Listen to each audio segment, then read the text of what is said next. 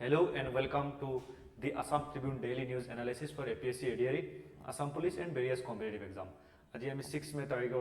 তাৰিখৰ যিখিনি current affairs হয় সেইখিনি ডিসকাস কৰিম। তো আজি আমি চাৰিটা ইম্পৰ্টেন্ট টপিক ডিসকাস কৰিম আৰু টপিক কেইটা হ'ল MHA ministry of home affairs orders civil defence drill তাৰপিছত পুটিন টু ভিজিট ইণ্ডিয়া তাৰপিছত আসামৰ সুইমাৰ গোল্ড মেডেল জিকিলে ক'ত কি জিকিলে আমি আগত ডিসকাস কৰিম ঠিক আছে। সো এই QR কোডটো স্ক্যান কৰি আমাৰ সৈতে জড়িত হ'ব পাৰে for PDF notes and updates. তো ইয়াত চাই লোৱা MHA order civil defence drill. তো মিনিষ্ট্ৰি অফ হোম এফেয়াৰ্ছ কি কৰিলে এটা অৰ্ডাৰ দিলে যি কেইখন ষ্টেট আছে 8খন ষ্টেট আছে আৰু 8খন ইউনিয়ন টেৰিটৰি আছে ঠিক আছে। সকলো কি কৰিলে আমাৰ চেন্ট্ৰেল মিনিষ্ট্ৰি হোম এফেয়াৰ্ছে অৰ্ডাৰ দিলে যে সকলো সিটিজেনক কি কৰিব লাগে সিভিল ডিফেন্স। কোনোবা যদি আক্ৰমণ বা হঠাৎ যদি কিবা এটা টেনশন আহি যায় যেনেকৈ আপোনালোকে গম পায় কেইদিনমান আগতে আপোনাৰ পেহেলগামত টেৰৰ এটাক হ'ল ঠিক আছে। তো তেতিয়া যদি সিভিল ডিফেন্স থাকিলে হয় বা মানুহ এনেকা এৱেৰ থাকিলে হয় তেতিয়াহ'লে তেনেকা বিপদৰ পৰা বাচিব পৰা গ'লে হয় ঠিক আছে। তো এই civil defence award civil defence ড্ৰিলটো অৰ্ডাৰ দিছে আৰু এইটো ক'ত কেনেকা হ'ব আমি ইয়াত ডিসকাস কৰিম ঠিক আছে। তো 7 মে তাৰিখত কি কৰা হ'ব অৰ্গেনাইজ কৰা হ'ব গোটেই ভাৰতবৰ্ষত আৰু এই যেটো সিভিল ডিফেন্স ড্ৰিল হ'ব এটোৰ মেইন হ'ব আপোনাৰ ইমাৰ্জেন্সিৰ পৰা কেনেকুৱা ইমাৰ্জেন্সি সিচুৱেশন হলে কেনেকুৱা আমি প্ৰিপেয়াৰ থাকিব পাৰো ঠিক আছে। আৰু আপোনাৰ কি মেজাৰ লোৱা হ'ব এই ড্ৰিলত। তো এয়াৰ ৰেড ৱাৰ্নিং সিস্টেম তো টেষ্ট কৰা হ'ব এণ্ড অপাৰেশনালাইজ কৰা হ'ব সিৰিজ অফ এলাৰ্ট ঠিক আছে। এই এলাৰ্টবোৰ কেনেকা দিয়ে বা এলাৰ্টৰ সময়ত মানুহে কেনেকা গম পাব কি হৈ আছে কি হোৱা নাই ঠিক আছে। সিভিলিয়ান ট্ৰেইনিং এনেকা সিভিলিয়ান আছে এইবিলাকক ট্ৰেইনিং দিব লাগে যে টেৰৰিষ্ট দেখিলে বা এনেকা কোনো গ্ৰুপ দেখিলে সাসপিশিয়াস কি কৰিব লাগে কি কৰিব নালাগে। তাৰপিছত আপোনাৰ ক্ৰেশ ব্লেকআউট তো সাইমুলেট কৰা হ'ব সাডেন ব্লেকআউট হঠাৎ ব্লেকআউট কৰা হ'ব পুৰা ব্লেক কৰা হ'ব যাতে এনিমিৰ সাৰ্ভিলেন্স যেটো হয় এটো ৰিডিউস কৰা যায় ঠিক আছে। তাৰপিছত আপোনাৰ কিছুমান ইমপ্লিমেন্টেশন কৰা হ'ব যেনেকুৱা টু কনসিল ক্ৰিটিকেল ইনফ্ৰাষ্ট্ৰাকচাৰ যিবিলাক ক্ৰিটিকেল ইনফ্ৰাষ্ট্ৰাকচাৰ আছে আমাৰ এয়াৰপোৰ্ট হওক বা মেট্ৰ' ষ্টেচন হওক সেইবিলাকক কেনেকা আমি ৰক্ষা কৰিব পাৰোঁ। তাৰপিছত ইভাকুৱেশ্যন ড্ৰিল কেতিয়াবা যদি কিবা প্ৰব্লেম হৈ যায় তেতিয়াহ'লে এইটো কেনেকৈ ইভাকুৱেট কৰিব লাগে বাহিৰত ওলাই লৈ আহিব লাগে সেইটোৰ কি কৰা হ'ব ৰিহাৰ্চেল দিয়া হ'ব ঠিক আছে। Plan to ensure efficient movement of civilian from high risk areas. তাৰোপৰি মিনিষ্ট্ৰি অফ হোম এফেয়াৰ্ছে অৰ্ডাৰ দিলে আপোনাৰ এই ইমপ্লিমেণ্টেশ্যন ডিটেইলছটো আমি চাম। তো ইয়াৰ স্কোপ কি হ'ব তো ড্ৰিল যেটো হ'ব will be conducted in 244 civil defence district ঠিক আছে। ইণ্ডিয়াৰ 244খন ডিষ্ট্ৰিক্টত এইটো কৰা হ'ব বথ আৰবান আৰু ৰুৰেল এৰিয়াত কৰা হ'ব ঠিক আছে। আৰু এই সিভিল ডিফেন্স ড্ৰিলত কোনে কোনে পাৰ্টিচিপেট কৰিব তো সিভিল ডিফেন্স ৱাৰ্ডেন যিখিনি সিভিল ডিফেন্স ৱাৰ্ডেন আছে তাৰোপৰি আপোনাৰ হোম গাৰ্ডছ তাৰোপৰি আপোনাৰ national credit corps NCC national service scheme NSS Nehru Yuva Kendra Sangathan NYKS and student সকলোখিনি কি কৰা হ'ব পাৰ্টিচিপেট কৰোৱা হ'ব। আৰু কোনে কোঅৰ্ডিনেট কৰিব ডিষ্ট্ৰিক্ট কণ্ট্ৰলাৰ আৰু লোকেল অথৰিটিয়ে কি কৰিব এইটো কণ্ট্ৰল কৰিব ঠিক আছে। আৰু oversee the execution with report to be submitted আৰু ৰিপৰ্টটো কাক দিব লাগিব আপোনাৰ directorate general of fire service যিজন আছে তেওঁক আৰু সিভিল ডিফেন্স এণ্ড হোম গাৰ্ডক ঠিক আছে। তো প্ৰিলিমছৰ কিছুমান পইণ্টাৰ চাইলো কোনে ইনিচিয়েট কৰিলে আপোনাৰ মিনিষ্ট্ৰি অফ হোম এফেয়াৰ্ছ তো এইটো মনত ৰাখিব কুৱেশ্যন আহিব পাৰে আৰু এইটো ফাৰ্ষ্ট হৈ আছে আফটাৰ 1971 ৱাৰৰ পিছত। কোন কোন ইনভলভ থাকিব আপোনাৰ civil defence home guard fire service এই সকলোবিলাক উইং এই সকলোবিলাক ডিপাৰ্টমেণ্ট কি থাকিব ইনভলভ থাকিব। আৰু ভলাণ্টিয়াৰ আপোনাৰ NCC NSS NYKS student and local চিভিলিয়ানত কি থাকিব তাত ইনভলভমেণ্ট থাকিব ঠিক আছে। তো ফকাস লোকেশ্যন হ'ব হাই ভেলু টাৰ্গেট এণ্ড ভালনাৰেবল উৰ্বান জোন তাত বেছিকৈ ফকাস দিয়া হ'ব। তো আমি ফাৰ্ষ্ট আৰ্টিকলটো চালো আমাৰ নেক্সট যেটো আৰ্টিকল হয় আসাম সুইমাৰ্ছ উইন মেডেল ঠিক আছে। মই এই কেইদিনমান আগতে ডিসকাস কৰিছিলোঁ যে খেলো ইণ্ডিয়া গেম যেটো এইটো ষ্টাৰ্ট হৈ আছে ক'ত বিহাৰ আৰু দিল্লী ঠিক আছে। তো মেইনলি বিহাৰত তো বিহাৰত যেটো গেম অনুষ্ঠিত হৈছে তাত আমাৰ অসমৰ খেলুৱৈয়ে কি কৰিলে আমাৰ এৱাৰ্ডটো জিকিলে। আপোনালোকে কমেণ্টত জনাব কিমানজন টোটেল পাৰ্টিচিপেণ্ট তালৈকে গৈছে। তো 7th খেলো ইণ্ডিয়া ইউথ গেমছ ক'ত হৈ আছে গায়া বিহাৰত মানে বিহাৰত এইটো হৈছে বিহাৰ পুৰা বিহাৰত হৈ আছে ঠিক আছে। তো অসমেও পাৰ্টিচিপেট কৰিছে অসমৰ পৰা এটা দল গৈছে ঠিক আছে। আৰু এই ইভেণ্টটো যেতিয়া হ'ল সুইমিং ইভেণ্ট তাত আপোনাৰ তেওঁ কি কৰিলে এৱাৰ্ডটো জিকিলে। তো তেওঁৰ নামটো চাইলো তো মেডেল উইনাৰ জ্ঞানঞ্জয় জ্যোতি হাজৰিকা আৰু তেওঁ সাঁতোৰত আমাৰ 50 মিটাৰ বাটাৰফ্লাই যেটো তাত গোল্ড মেডেল জিকিছে ঠিক আছে। 24.98 ছেকেণ্ডত তেওঁ কি কৰিলে কমপ্লিট কৰিলে। তেওঁ আগতে বহুকিটা এৱাৰ্ড জিকিছিলে যেনেকুৱা own gold in 100 meter butterfly at 2024 Chennai যেটো খেলো ইন্ডিয়া ইউথ গেম হৈছিল তাতো তেও জিকিছিলে তাৰপিছত আপোনাৰ ব্ৰঞ্জ জিকিছে 50 মিটাৰ 2023 মধ্যপ্ৰদেশত ঠিক আছে তো এইকেইটা অলৰেডি জিকিলে তো এইবাৰ তেও যেটো বৰ্তমান চলি আছে হেতুত কি কৰিলে আমাৰ এই 50 মিটাৰটোত তেও জিকিলে ঠিক আছে তাৰপিছত আপোনাৰ সুব্ৰানশিনী প্ৰিয়াদৰ্শিনী তো সুব্ৰানশিনী প্ৰিয়াদৰ্শিনী আপোনাৰ গাৰ্ল 200 মিটাৰ ফ্ৰী ষ্টাইলত তেও কি কৰিলে পদকটো পালে ব্ৰঞ্জ পালে ঠিক আছে প্ৰথমত গ'ল্ড হয় তাৰপিছত আপোনাৰ সিলভাৰ তাৰপিছত ব্ৰঞ্জ আৰু 2 মিনিট 12.78 সেকেন্ডত তেও কি কৰিলে কমপ্লিট কৰিলে আৰু আৰ্লিয়াৰ তেও জিকিছিলে বটাবোৰ যেনেকৈ আপোনাৰ ব্ৰঞ্জ ইন 50 মিটাৰ তাৰপিছত silver in 800 metre free style ঠিক আছে এইবিলাক আগত জিকা হয় কিন্তু বৰ্তমান এই দুটা এই তেও বটাটো জিকিলে তো বৰ্তমানলৈকে আমাৰ অসমৰ দুজনে কি কৰিলে খেলো ইন্ডিয়া ইউথ গেমত বটা পালে ঠিক আছে তো কিছুমান চাইলো Assam open medal account in 7th যেটো 7th আপোনাৰ খেলো ইন্ডিয়া ইউথ গেম হল তাত এটা গোল্ড আৰু এটা ব্ৰঞ্জ জিকিলে ঠিক আছে গোল্ডটো কতালে আপোনাৰ খাতৰত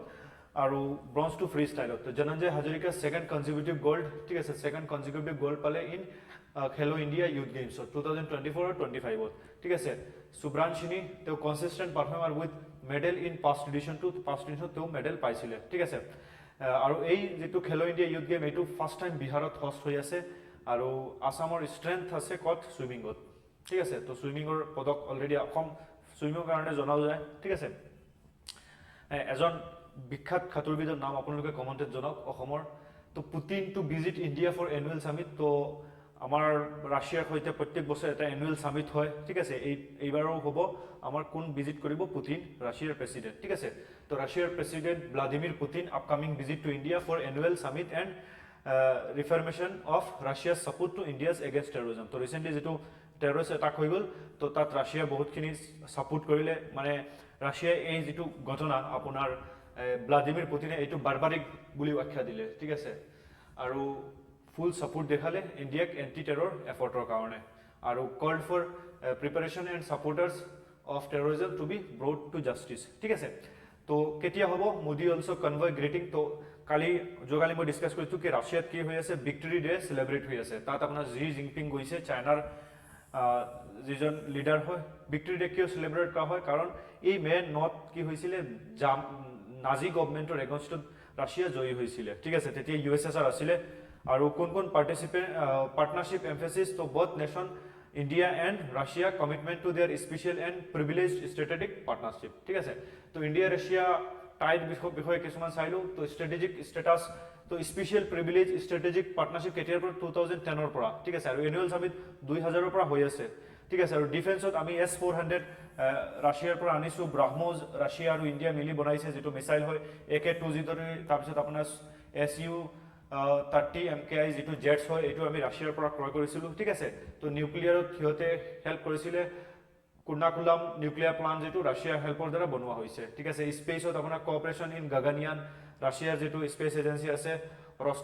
ৰসকসমস তো কি কৰি আছে ইজৰাইলৰ লগত আপোনাৰ সাপোৰ্টত এই গগনয়ান মিশনৰ কাৰণে কাম কৰি আছে অইল এণ্ড LNG ইম্পৰ্টস কৰে ইন্ডিয়া ৰাছিয়াৰ পৰা ইনভেষ্টমেন্ট ইন আৰ্কটিক প্ৰজেক্ট আৰ্কটিকৰ যেটো প্ৰজেক্ট আছে তাতো ইন্ডিয়াই ইনভেষ্টমেন্ট কৰি আছে ঠিক আছে ট্ৰেড গোল 30 বিলিয়ন বাই 2025 আৰু ব্ৰিক্স SCO G20 ইউএনৰ অলৰেডি কি মেম্বাৰ হয় দুইখন কান্ট্ৰি নেক্সট ফোৰ্থ আপোনাৰ governor stress on state potential to grow into a fishery export hub আমি সকলোৱে গম পাওঁ আমাৰ লাষ্ট কেইটা বছৰত বহুত বেছি পৰিমাণে ফিশাৰী সেক্টৰত কি হৈছে অসমৰ ইমপ্ৰুভমেন্ট হৈছে এতিয়া অসম ইন্ডিয়াৰ ভিতৰত ইনল্যান্ডত 5th নম্বৰত আছে ঠিক আছে ফিশাৰীত 5th নম্বৰ আমি আগতে যিবিলাক আপোনাৰ অন্ধ্ৰপ্ৰদেশ হওক বা ওয়েষ্ট বেংগলৰ পৰা ফিশ ইম্পোৰ্ট কৰিব লগা হৈছিল বৰ্তমান এনেকুৱা এটা সিচুৱেচন আহিছে কি ইম্পোৰ্ট নকৰিলেও চলি যাব ঠিক আছে তো গভৰ্ণৰ যিজন আমাৰ অসমৰ গভৰ্ণৰ কোন লক্ষ্মণ প্ৰসাদ আচাৰ্যজি তেও কি কৰিছে আপোনাৰ ষ্টেটৰ পটেনশিয়েল যেটো হেতু আৰু বেছি গুৰুত্ব দিবৰ কাৰণে কৈছে ঠিক আছে the governor emphasis the untapped potential of the state Assam to emerge as a fishery export hub. তো আমি fishery export hub হ'ব পাৰিম আমাৰ পটেনশিয়েল আছে কিন্তু এটো কি কৰিব লাগিব ইউজ কৰিব লাগিব পটেনশিয়েলটো ঠিক আছে আৰু এটো এটা ৰুৰাল ইকোনমিত গুৰুত্বপূৰ্ণ ভূমিকা পালন কৰিব এমপ্লয়মেন্ট এণ্ড এক্সপোৰ্ট গ্ৰোথ ঠিক আছে তো ফোকাস এৰিয়া আমাৰ কি হ'ব লাগে inland fishery and aquaculture sector হ'ব লাগে আৰু potential identified high availability of water body তো আমাৰ পানী বহুত বেছি ৰিভাৰ পণ্ড ওয়েটল্যান্ড সেই কাৰণে কি কৰিব পাৰিম মাছ পালন কৰিব পাৰিম ঠিক আছে তো এক্সিস্টিং ফিশ প্ৰডাকশ্যন বেস তো state location for export to south east Asia and Bangladesh তো আমি সাউথ ইষ্ট এছিয়া বাংলাদেশত কি কৰিব পাৰিম এক্সপোৰ্ট কৰিব পাৰিম গভৰ্ণমেণ্টৰ কি গভৰ্ণমেণ্টৰ এটা স্কিম আছে পিএম মৎস্য সম্পদা যোজনা ঠিক আছে তো এইটো এটা এমপ্লয়মেণ্ট স্কোপ দিব বহুখিনি ইউথ বা বহুখিনি ৱৰ্কফৰ্চ ইয়াত এমপ্লয়মেণ্ট পাব ঠিক আছে আৰু যেটো ভ্যালু এডিশন হয় যেনেকৈ export potential of processed food frozen seafood ornamental fish আৰু এটা লজিষ্টিক এডভান্টেজ হল connectivity via rail air waterway ঠিক আছে তো India third largest fish producer হয় গ্লোবালি ৱৰ্ল্ডৰ ভিতৰত তো 1.24% অফ ইন্ডিয়াস জিডিপি আমাৰ ফিশিং সেক্টৰৰ পৰা আহে ফিশাৰী সেক্টৰৰ পৰা ঠিক আছে এটো মনত ৰাখিব আৰু এক্সপোৰ্ট ভ্যালু আপোনাৰ 2023 $8 billion আছিল তো ফিশাৰী ইন ইন্ডিয়া প্ৰিলিমছৰ বিষয়ে তো third largest fish production in the world India ঠিক আছে আৰু second largest aquaculture producer after China একেটা মনত ৰাখিব সেক্টৰ আপোনাৰ 1.24% অফ ইন্ডিয়াস জিডিপি ঠিক আছে আৰু 7.8% অফ এগ্ৰিকালচাৰ জিডিপি এগ্ৰিকালচাৰৰ ভিতৰতে আহে ফিশাৰী ইন্ডাষ্ট্ৰি ঠিক আছে তো আপোনাৰ আইসিআৰ সেন্ট্ৰাল ইনস্টিটিউট অফ ফিশাৰিজ টেকনলজি তাৰপিছত এমপি ইডিএ এইকেটা বডি মনত ৰাখিব এনএফডিবি নেশনাল ফিশাৰিজ ডেভেলপমেন্ট বোৰ্ড ঠিক আছে তো কেইটামান এমসিকিউ আপোনালোকে ট্ৰাই কৰক বেসড অন দা article যেটা মই ডিসকাস কৰিলো ঠিক আছে which ministry ordered the nationwide civil defense drill in May 2025 কোনটো মিনিষ্ট্ৰি ডিফেন্স হোম এফেয়াৰ্স নীতি আয়োগ মিনিষ্ট্ৰি অফ সিভিল এভিয়েশন জনাব আপোনালোকে কমেন্টত the 2025 civil defense drill was the first of its kind since which major nationwide event তো 2025 ৰ আগতে কেতিয়া হৈছিল এটো জনাব কমেন্টত next question Dhananjay Jyoti Hazarika won a gold medal in which swimming event and swimming or বহুকেটা আপোনাৰ type আছে এটা হল ফ্ৰী ষ্টাইল এটা হল ব্যাক ষ্ট্ৰোক এটা হল বাটাৰফ্লাই ঠিক আছে তো কোনটো জিকিলে আপোনালোকে জনাব কমেন্টত তাৰপিছত আপোনাৰ which swimmer from Assam won a bronze medal in the 200 meter freestyle event তো 200 ত কোনে জিকিলে সেইটো জনাব আপোনালোকে এই অপচন কেইটা শ্ৰেয়া দাস শুভ্ৰাঞ্চিনী প্ৰিয়াদৰ্শিনী